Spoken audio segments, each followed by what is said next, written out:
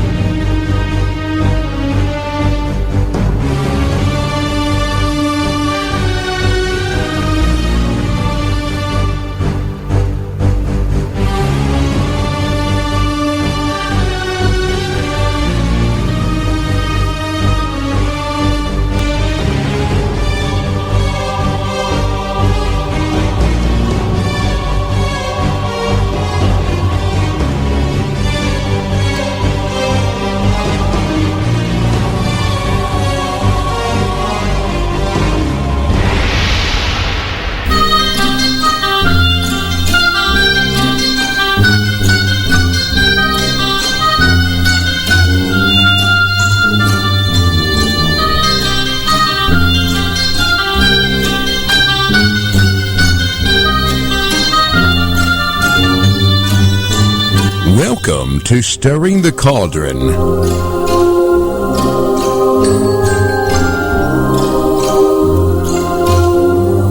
Now, here's your host, Marla Brooks. Hey, Merry Meet everybody, and welcome once again to Stirring the Cauldron here on the Para X Radio Network. The opening song for tonight was called The Summoning by Midnight Syndicate, and that kind of ties into tonight's topic because my guest is Dr. Joye Jeffries Pugh, and she's the author of Beguiled, Eden to Armageddon, which offers a different look at the Bible and the Garden of Eden story that you didn't get in church. Her research proves that biblical prophecies are being fulfilled, and in order to grasp an antichrist pretending to be Messiah, she presents evidence tying mankind's beginning to Judgment Day. She proves that God warned humanity about a man appearing in Jesus' image who really is a wolf in sheep's clothing. And those searching for truth will be amazed by what Dr. Joye has uncovered, because if the man now walking among us is not the prophesied image of the beast spoken about in Revelation, then why is he in Jesus' image with a serpent's pedigree? Now, Dr. Joye has been featured on the History Channel and many national and international radio shows, including Coast to Coast AM. And she's here tonight to discuss her research about all the things that I just mentioned above. And if anybody has any questions or comments for Dr. Joye, and you're in the ParaX chat room, please send me a private message. And if you're not in the chat, then please join us at www.para-x.com. Dr. Joye, welcome to the show. Oh, thank you, Marla, for having me as your guest tonight. I'm looking so forward to it. There's so much to cover, and so little time. And I think I'm going to be jumping around from topic to topic because you sent me kind of a list of things that helped a great deal, not just about book 1, but 2 and 3. And there are just little things that jumped out that are going to be very interesting to hear about. So I hope you don't get dizzy. I hope the listeners don't get dizzy as we go from one to the other. But I think the best place to start is at the beginning. And what piqued your curiosity enough to research the subject to begin with? And if I'm not mistaken, it all goes back to a childhood experience, correct? It was. It was a very unusual dream that I had when I was 6 years of age. Went to bed just like a normal kid, fell asleep, and had this really strange dream that I saw the end of really everything.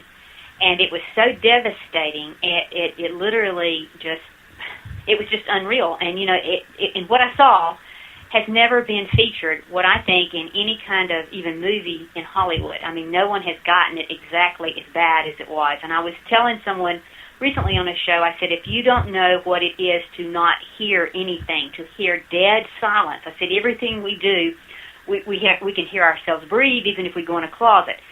This is a dead silence that when everything is said and done, it is absolutely there's not even words to describe it. That's the scary part, is there's not a way to really describe it. And it woke me up, and immediately I went and got my grandmother out of bed. And she was, of course, trying to, console me. It was just a dream, not to worry about it. But what happened is that it made me really know that something was very strange. So it was one of those things that if you've ever heard or thought about something being totally destroyed, that Hollywood has never really been able to produce a film, I don't think, that comes close to anything like what I saw.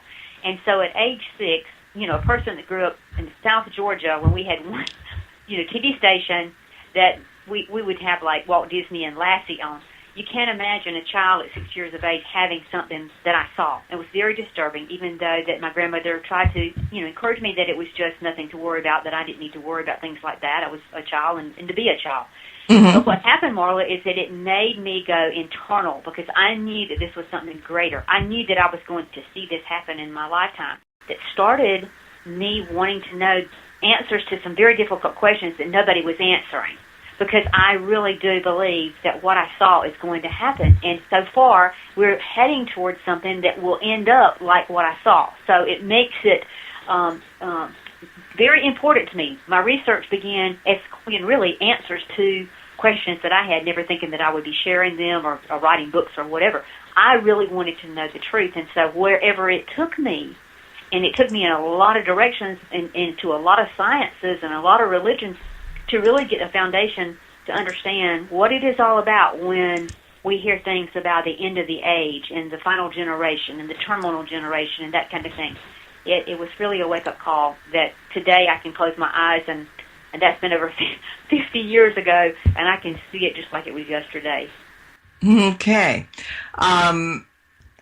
We need to get into some of these points. Like I said, you gave me some talking points, and the ones that jumped out at me are the ones that we're going to cover. I think the first thing I would like to hear about are some of the biblical prophecies that seem to be coming true. Well, I think that the major things that we have to really be paying attention to is the fact that in Scripture, we are told that at the end of the age, you're going to see transition of, let's say, things of magnitude that get closer and closer together. And how it's explained in biblical prophecy is that it will be like a woman in travail, in which, when you get ready to have a baby, you start out with birth pains being very distant, and then they become closer and closer together until the birth happens. Well, one of the biggest things I think that we can all say, especially if you're 50 or older, is that we have seen the transition of weather patterns on planet Earth, in which we are now seeing very strange weather. I mean, things that we have never, ever encountered. I mean, constantly, if you turn on TV, you're always hearing the news forecast and people there that are trying to explain what's happening, always saying, well, this has broke a record. We've never done this before. This is something we've never seen. We don't know why the jet streams like this. So the thing is, even though over the course of history we've had tornadoes and we've had hurricanes and we've had typhoons and we've had earthquakes in all kinds of places, the problem is we're having these things happen more and in greater numbers and closer together. So you can actually see it more like a birth pain occurring. In other words, it's getting closer and closer and closer together. And that was one of the things that was most important as far as biblical prophecy, that you would know that you were getting near the end of the age, because those kinds of things would be happening. And when I was researching my Beguiled series, especially in Volume 2, I do the celestial and terrestrial limitations, in which I really document all these strange occurrences that are happening worldwide. For example, with your oceans turning to blood red, and pink rain, and then rain that looks like blood, and then it has these strange things in it, and worms and fish falling out of the sky where there's not been any rain or tornadoes or anything to have things like that happen. And we all know from, all the things that's happened in the past couple of years, like the birds dying and the fish just beaching themselves and strange migration paths. But that does not always mean that it has to happen on the earth, because the Bible also says it's going to happen in the heavens. And that was one reason why in this Beguiled series, Volume 2, I wanted to explain that it's celestial as well as terrestrial, because I don't think a lot of people understand the significance of what's happening on our mere sun, or that what is happening on the planet Mars. You can say, well, there's a possibility that's what's happened to us is because we as humans have polluted our environment. But then when you see global warming in Mars, there is no pollution. There are no human beings producing, carbon that's causing the problem there. And when you see things like Uranus turning over and Saturn's rings doing different, I mean, you're seeing things happen that have never really happened, and we've been keeping records of a lot of this stuff for a very, very, very long time. So it's not like it is something we've ever seen before. I think one of the most interesting things is the number of asteroids that have been coming at us, and the fact that they're growing in numbers and in sizes. And now we've got, just over not too long ago, Russia, where it came in and exploded, and then you've got all these people that were injured. You're constantly seeing these things increase, and that's the thing that I think is the most, knocking on the door, pay attention to what's really happening. Because one of the things that is also a part of biblical prophecy is that there's going to be a star named Wormwood that will come at Earth and absolutely hit us, and that it actually cause a third of the people, fish, the oceans to die. And when you stop and think about how many asteroids that we are now seeing that we've never even had documented in the past, brand new ones and strange orbits where they don't really just go around the sun and come back at us, but do U-shaped things and all kinds of stuff in the heavens. So these kinds of things I think are really indicative of what biblical prophecy has warned us about. And I think as well as the Middle East, the changes in the Middle East and what's happening in the world, I really believe that you're seeing an escalation of things that really can be attributed to meeting what the Bible has said is going to occur. I think one of the biggest things, and I mentioned the Ebola virus back in my first book, Antichrist, the Culminate of Jesus Christ, and I've kind of mentioned that through my other books, including even The Knowledge of Good and Evil, 666, was that we're going to start as a human race experiencing what we have been seeing happen with the fish and the birds. We've got huge numbers of animals that have died, and we really can't put a finger on what caused their death. I think that just looking at what Ebola could do right now, and of course, then I mentioned other very hot viruses like the Marburg virus, it can be distributed so quickly in an airport and just be in everybody's back door. These things are something that, like I say, are not something that the human population can literally fight against because we have no antidote. In other words, there's no way to stop it other than to quarantine and then to kill everybody that's in that area. And so that every host dies and that virus dies with it. And, of course, then we can talk about martial law, what would happen if that happened here, and then martial law would be put into place.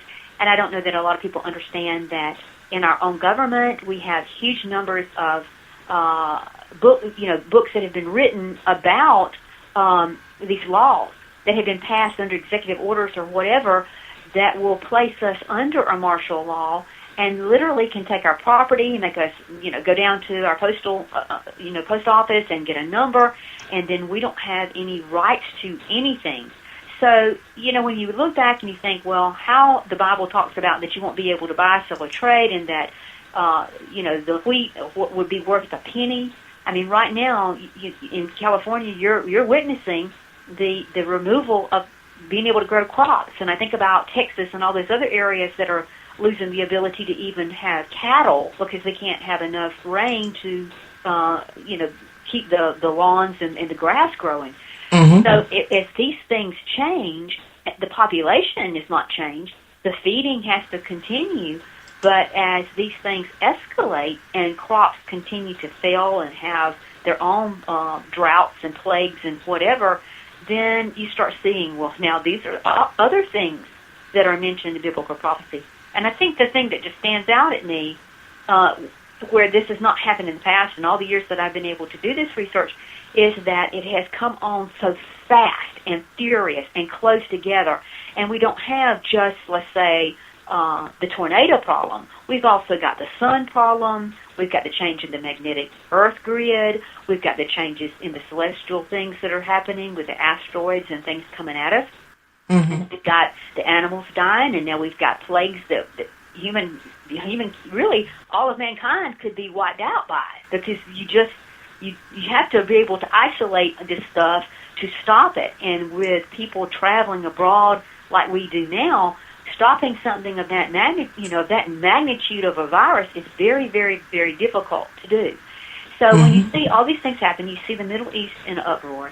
You hear of Kerry going and trying to develop a peace plan between the Palestinians and Netanyahu. You understand that there is a timeline, especially in biblical prophecy, that says once those peace plans begin and these things start escalating, you need to be paying attention, especially since all this other is going along with it. So no time in the history of my research have I ever seen things happening on a daily basis that are escalating to that birthing, or that woman in travail eventually birthing into something that would be very end of the age type of, cataclysm. In the talking points that you sent me, I'm seeing mentions regarding Islam, royalty, the Illuminati, and of course Satan. And we'll get to most of these in a moment, but I want to start with Satan. I may have read this totally wrong, but you're saying that there's a cloned image of Jesus which came from the Shroud of Turin, and Satan will manifest inside it and emerge as our savior using alchemy to accomplish this. Did I get that close? Yes. Yes. Okay. Yes. And, and being able to understand this concept, when I did the volume 3 of Beguiled, I tried to really start in the beginning with the Garden of Eden, because to be able to understand the book of Revelation, you have to start back in the beginning, because if you don't get the foundation laid and understand that there are 2 lineages that have run through history that have almost had the similar histories but yet in opposite directions, being able to trace back where we got those traits into the human genome can only be traced back when we see that Cain was not the true son of Adam and Eve, but yet was a child that was birthed by Eve and the serpent that was there in the garden as a part of the tree of good and evil. And once you see that there is a lineage that came out of Eden and that manifested itself with fallen angels and produced a genetic tree that had traits different than what was originally established in the garden through Adam and Eve, then it's kind of an eye-opener.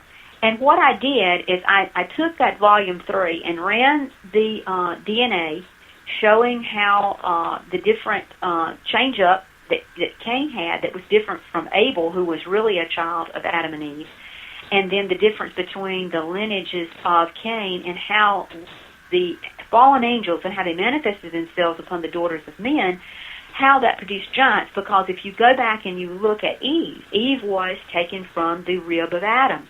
In doing that, that meant that's the perfect place to take DNA in humans. I mean, that is the perfect place to take it. So the DNA of Adam and Eve would have produced a like of their kind. And, of course, in Genesis, it tells us that when God the Creator created, He created to produce after your kind, but not to be a mixed being. And what happened was, when Satan got involved with it, or if we want to say, we don't want to say Satan, if we want to say the serpent, like it says in Genesis, which is the great dragon that's mentioned again as the serpent in the book of Revelation, when he got involved with Eve, then when they produced something, it was not after their kind. It became a mixed being. So there is where you can see that DNA changes, because if you have pure DNA, you could never get a giant. You could never get a person who would have negative criminal behavior. And I explain this because now we're seeing that, psychopaths and things like that typically will have a genetic background to predisposition to those things. And we know that Cain did that. So what I did is I traced from Cain's lineage all the way through the flood and how it crossed over as a part of Noah's family that he took upon the ark, and then how it manifested itself in the Assyrians and the Egyptians, and then how that lineage really combined itself with Esau, which was really a chosen child, and his lineage that became the Edomites. And when they mixed, we find through biblical scripture that they were never supposed to have mixed. And that is one reason why when Moses and them were taken out from Egypt, it was the intent was to separate the two lineages, because this is where the parables of the wheat and tare come from in biblical prophecy. What was happening back in the days of the Egyptians, and especially Nimrod and some of the Babylonians and Assyrians, were that their leaders, their what we call the royals, they were making themselves back into what you call the pure-blooded genetics of serpent trait. So that means that when you talk about serpents and serpent lineage, that you have to be of a royal connection. Anything below that would be just a mixed product, and it wouldn't have any different than anybody else, because we were all kind of mixed together now after all the years that we've been upon the earth. But serpents themselves, and especially royals, have the perfect pedigree. They are thoroughbreds, and they are blue bloods. And when you look back, let's say, at the Egyptians, and especially King Tut, they married their sisters, or either they had sexual relationships with their mothers. This was to make the recessive DNA back into a dominant DNA within their lineage. And that's why when King Tut passed away, that his sister, his wife, went back into Babylon to be able to find a husband, because she had to find a royal serpent to be able to continue those royal lineages. That is how they've existed throughout history, and how they've manifested themselves and actually run the world. They've manipulated what I call the common human to do their bidding. And to this day, we are still under the auspices of that rulership, because all your royal families are all genetically tied, are very close together, and they typically are the landowners. They are indirectly the rule makers, and they own the money. So the rest of us, which I would say are typically the commoners, have been at the burdens of their wars and their fights and their conquering throughout history. So it's manifested itself all the way through, right on up till today, till there is a young man that matches the Shroud of Turin. And the reason that this has been done is that in the book of Revelation, John the Revelator, when he talked about that there would come a man in the image, and he called it a beast, but he used the word icon. And in the Greek, the word icon means like a statuesque image of something that was already very famous. Mm-hmm. Well, the thing that's most interesting to me is that there has to be a person who walks into a rebuilt temple and proclaims himself to be God, because Jesus himself said when he was going to be, crucified, he told the Pharisees and Sadducees, he said, in 3 days I'm going to raise up this temple. And, of course, they misunderstood and thought that he meant he was going to rebuild the temple there that had taken years upon years of Herod's temple to be rebuilt.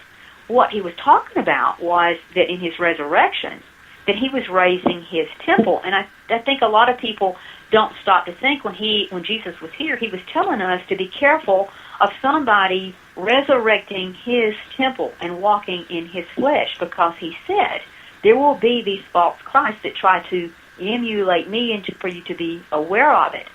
And I think that, Paul, when he was going into Corinth and he was talking to the Corinthians, he says, you got to know that your body is a temple and that it's not your own. It has been bought for a price.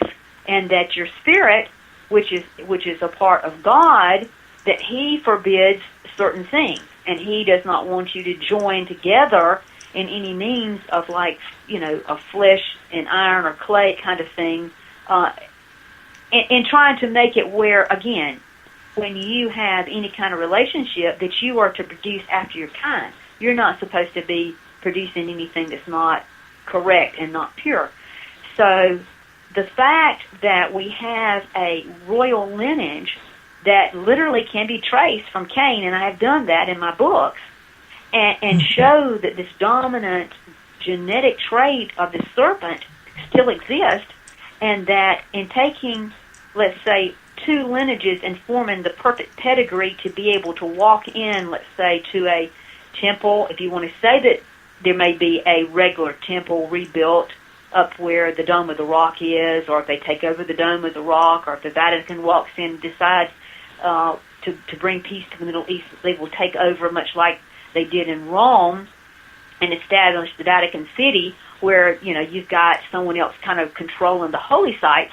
If in fact that were to happen, they would still require the person to be able to be considered as, let's say, king of that area, or be able to bring to pass what the Bible says as a prophet, priest, and king, to bring a peace to the area.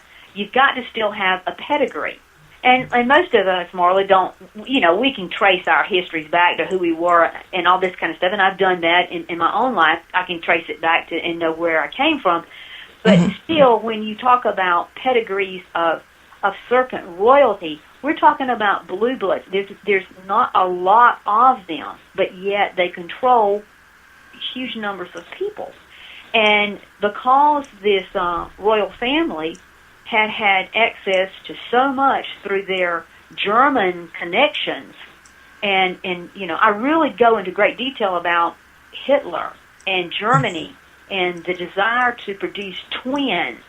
That was a major desire under Hitler, was to be able to produce perfect, an Aryan race, and to have them, blonde-headed and blue-eyed, and how Twin City was developed from down in South America from one of his own people that was a scientist. I mean, there is proof that Hitler was very much involved with this, and at the same time, he was trying to get his hands on the Shroud of Turin and blood off the Shroud of Turin, and he had accessibility to the Spear of Destiny, which was the spear that actually pierced Jesus' side. And when we look at the Shroud of Turin, and that's what my first book, Beguiled, is about, it talks about the scientific evidence and all the different types of researchers who had been brought together in these committees to do nothing but try to figure out how the Shroud of Turin was actually made. And, for a long time, people tried to say, oh, well, Da Vinci painted it, it was painted. But the more that you look at the research that I've uncovered, you begin to see a picture where now, last year when Pope Francis became the final pope according to the prophecies of St. Malachi, he absolutely went on TV in Easter and he agreed that the last research that had been done on the Shroud of Turin places it at the time of Jesus, being here on earth. Mm-hmm. So where in the past it had been denied and people had tried to say, oh, well, the carbon dating was this, and this, but they didn't realize that the carbon dating really was skewed. And I try to show all this so that people get an understanding that what's on that shroud is blood. And when Ron Wyatt, who was an archaeologist who passed not too many years ago, when he found what he believed was the Ark of the Covenant there in Jacob's Grotto, under where Jesus was absolutely crucified, he was able to take blood from that. And he had that blood reconstituted, and when they reconstituted that blood was not dead. It was alive. The thing about it is the chromosomes for the father was 1, and the mother had the normal numbers. So when you look at this, you're saying, okay, well, that blood could be divine. Well, I can't think of anybody in history, if we were able to say, can we clone them? And we know, people have already cloned things that go back, and they're looking at Neanderthal, and they're looking at mammoths to clone those things and bring them back to life. What would be the thing that would be the most amazing to do, especially when we've got a cloth that's the most researched in all history? Mm-hmm. It's the most researched relic. And we've got proof that something happened where this person resurrected. In other words, they came back from the dead. I mean, all of us want to live forever. I mean, it's the whole intent, for life is to try to find the answer. How do we keep from dying? I mean, everybody's looking at how many vitamins do I have to take and what do I need to do and exercise. We're all trying to find, paradise here on earth without having to die. So the very person who apparently overcame that lived among us, has blood on that shroud that the Pope and the Vatican now own. And, I try to show in my research why and how that piece of cloth went through history from the time that it was left there in the tomb when Jesus rose from the dead, and it was seen by thousands of people, alive, and that people came out of their graves during that time. And that it was not some fake thing. And I've always said that you can always know if he had not risen from the dead. I will absolutely call his disciples were wimps. We're talking about, these guys that seemed like they were really all together and was gung-ho for him. And then when he was crucified on the cross, they all went and hid. They were scared to death. They didn't want to be seen. They denied that they knew him, whatever. But for some reason, these same guys, once that happened and he was alive again, all were martyred. I mean, terrible death. They went to their deaths under terrible circumstances. The only one who lived to be an old man was John the Revelator. And John the Revelator was he was boiled in oil and lived to tell about it. And, of course, his visions on Patmos, the Isle of Patmos, it's where he wrote the book of Revelation. But when we look at it, if you or I believed in a person, we stood up for them, and then let's say all of a sudden they're dead and everybody's coming at us and we're like hiding out, would you be willing to go to your death for somebody that really didn't do what you thought he did? Uh-huh. So to me, the disciples turning from a bunch of wimps into, I'm talking about martyrs. I'm talking about terrible deaths these guys went through and what they had to suffer is really full proof that Jesus Christ rose from the dead. Now, we can look at the Shroud of Turin, and there's been things like NASA. They have this analyzer that they look at topography for, Mars and Jupiter and all that kind of stuff. It gives you a three-dimensional effect. When you use that on Shroud of Turin, it's in 3D. There's no other picture that's ever been taken that's in 3D from a time period of Jesus' time now that we know that this shroud came from 2,000 years ago. Mm-hmm. And if you stop and think, if you had the power and you were the people who controlled this shroud and you brought it through history And it's been mentioned many, many, many times in Grail lore. The Templars, the Knights Templar, all of the Grail lore of King Arthur and the resurgence of the Holy Grail is all about the Shroud of Turin. And my books tie this together because unless you understand why things are put in what you call oral traditions and not necessarily always written down, that is the way you continue to bring something into the public knowledge without exactly telling the whole story. And the people who know the truth understand the story. It's like on my website, drjoye.com, I have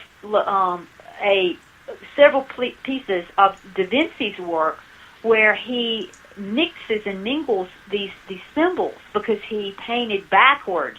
In other words, he used mirror images to do things within stuff.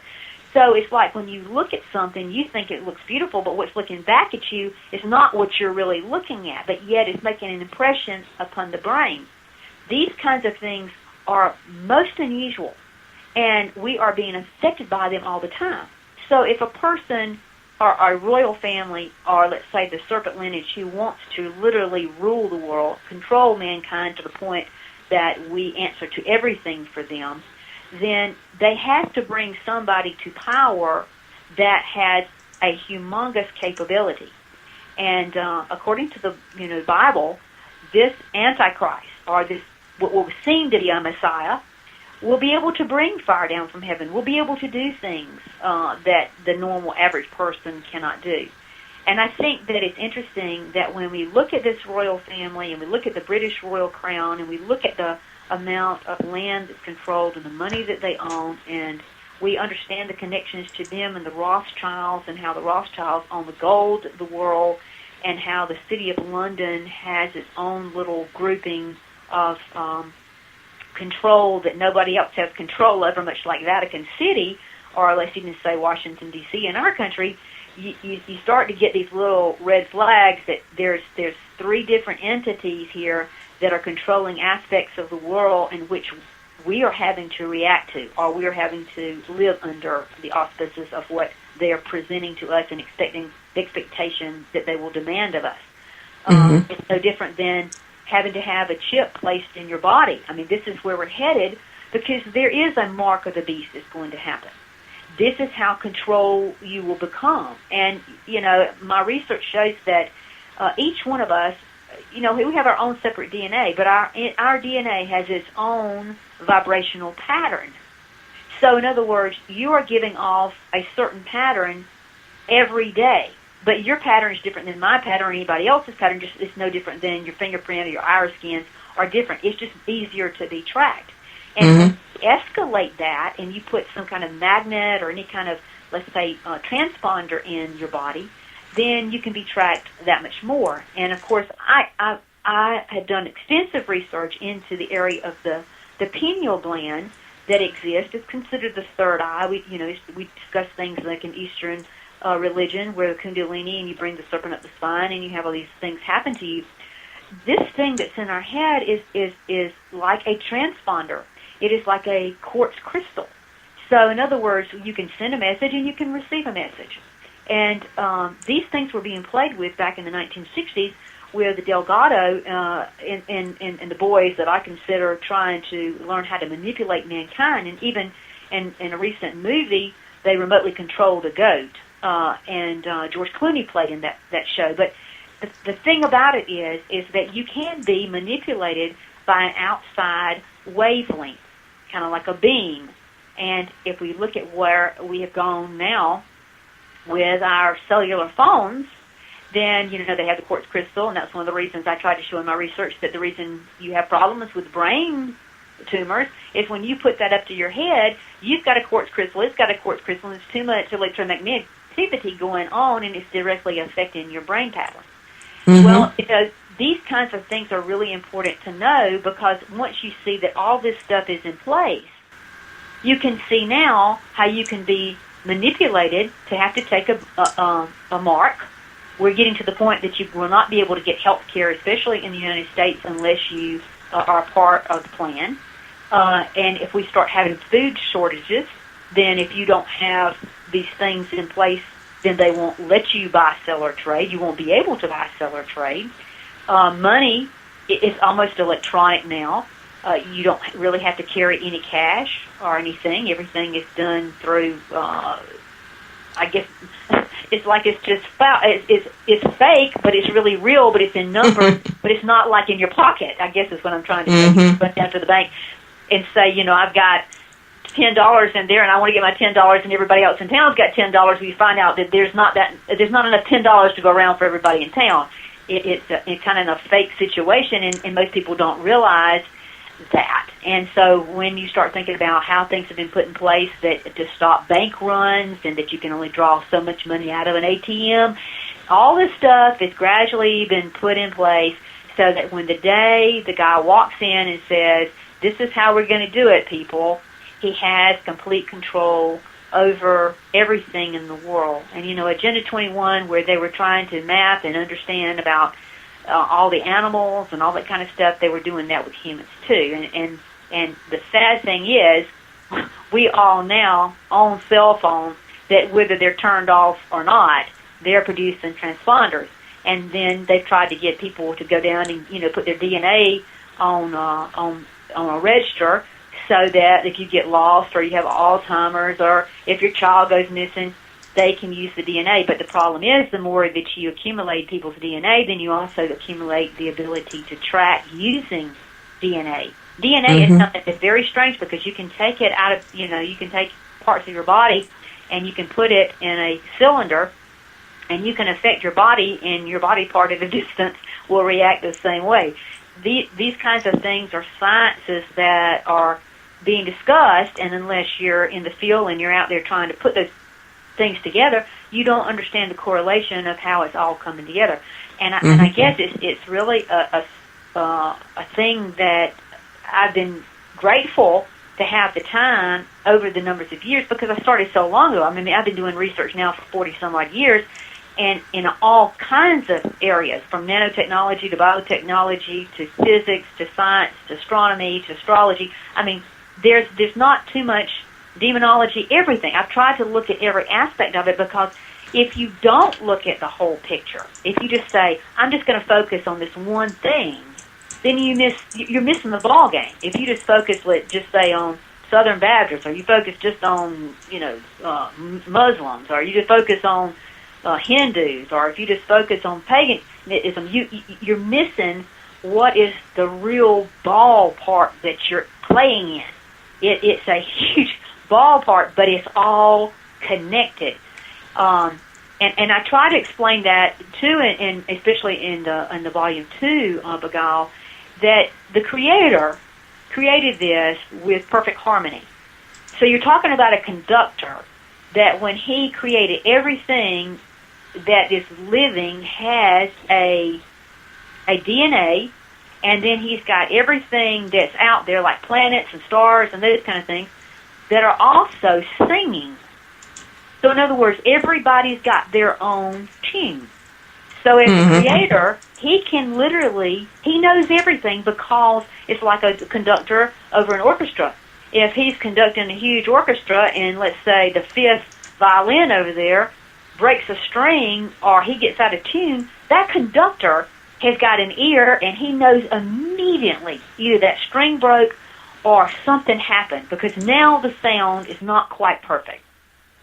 So these kinds of things are really, really important, especially when you start talking about the changes in the electromagnetic frequency of the Earth, and how the magnetic grid is changing, which is also changing in our jet stream.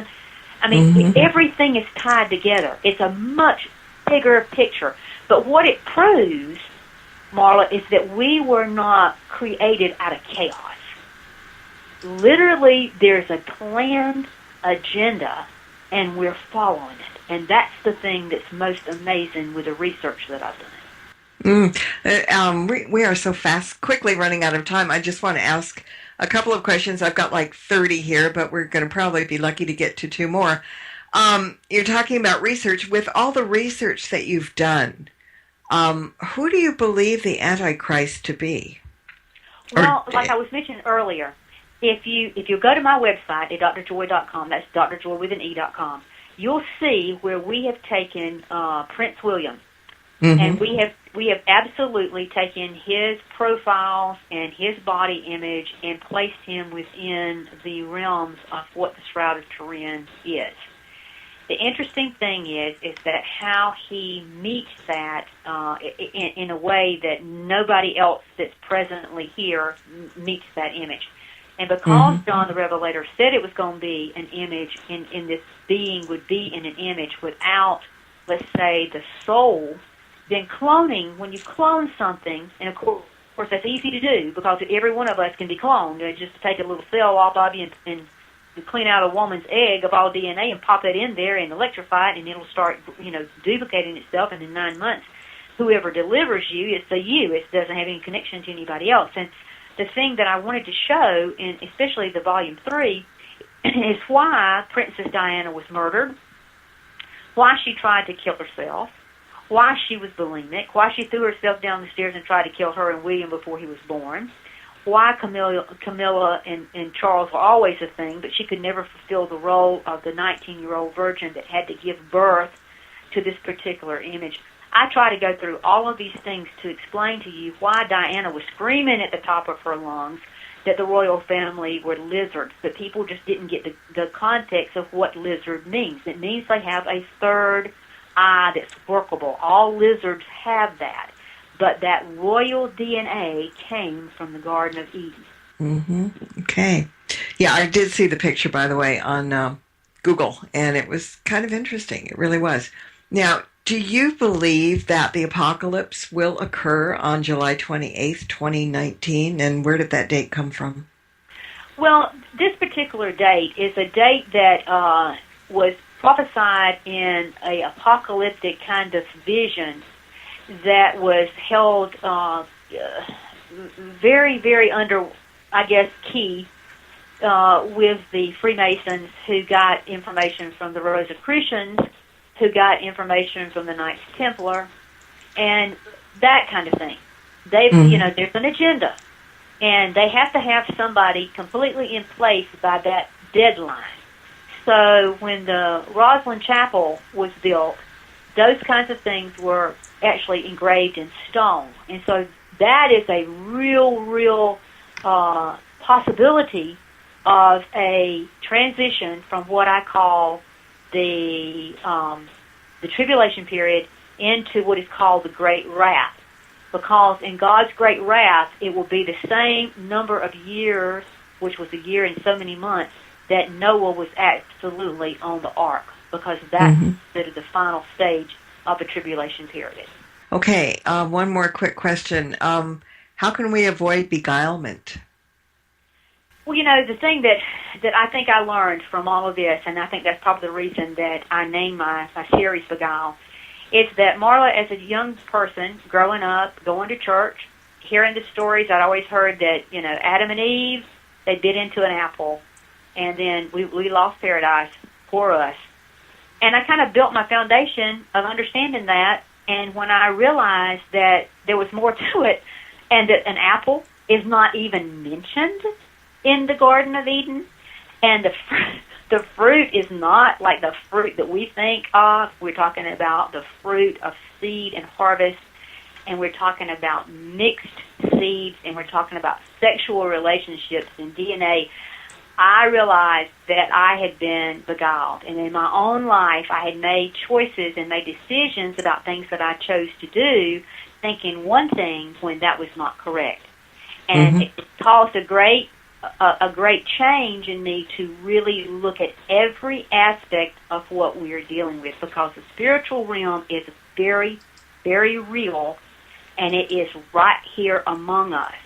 And it's not something that we need to say, oh, well, that's just nothing to worry about. It is something to worry about. It's very real, and unless you get the true understanding of it, you don't get the foundation of knowing of yourself and why you're here. Like I mentioned, there is an agenda. It's a big agenda. It's a great agenda. But if you don't have the knowledge about it, you're going to perish because you just didn't know. And I guess I'm trying to expose certain things and give information so that you can make your mind up about the things and the choices that you have to make every day, so you're not beguiled.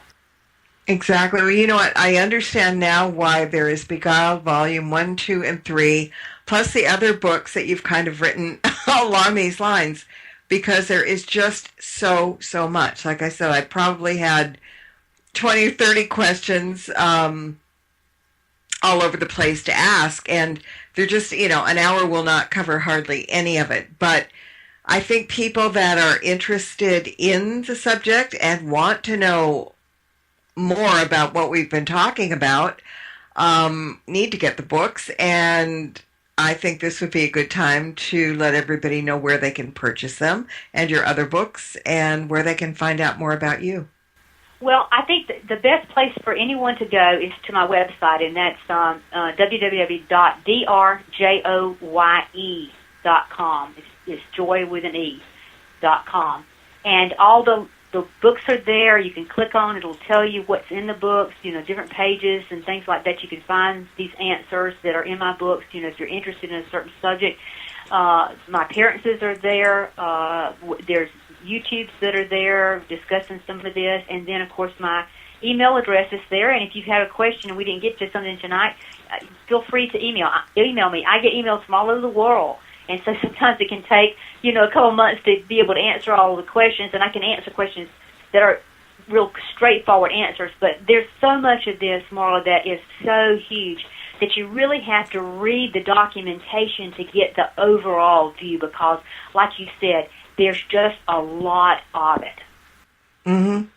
Yeah, I mean, you could go on for days just with the different research you've done, the different things that have come up back and forth. I mean, we didn't get to things like the seeded 144,000, the difference between end times rapture and Armageddon, some of the most important things that we need to know about them. I mean, there's just way too much that we didn't get to, but thank you so much for coming on and at least kind of giving us a tease, if you will, of what people will find in your books. Well, listen, I just appreciate you having me as your guest, and anytime in the future, if you'd like to have me back to discuss a certain area of my research, I'm always open and willing, to be on your show. Okay, great. Thank you so much. And also, I want to thank everybody for listening in tonight, and hope you learned a little bit and your curiosity got piqued, because this is probably something that concerns us all, maybe even more than we know. So until next time, everybody, blessed be and merry meet again. Good night. This has been another edition of Stirring the Cauldron with Marla Brooks. Be sure to tune in next week at this same time for another great guest and more cauldron stirring. Any rebroadcast or use of this program without explicit permission is strictly prohibited. Copyright 2013. Moonlight Haw by Kevin MacLeod, licensed through Incompetech.com.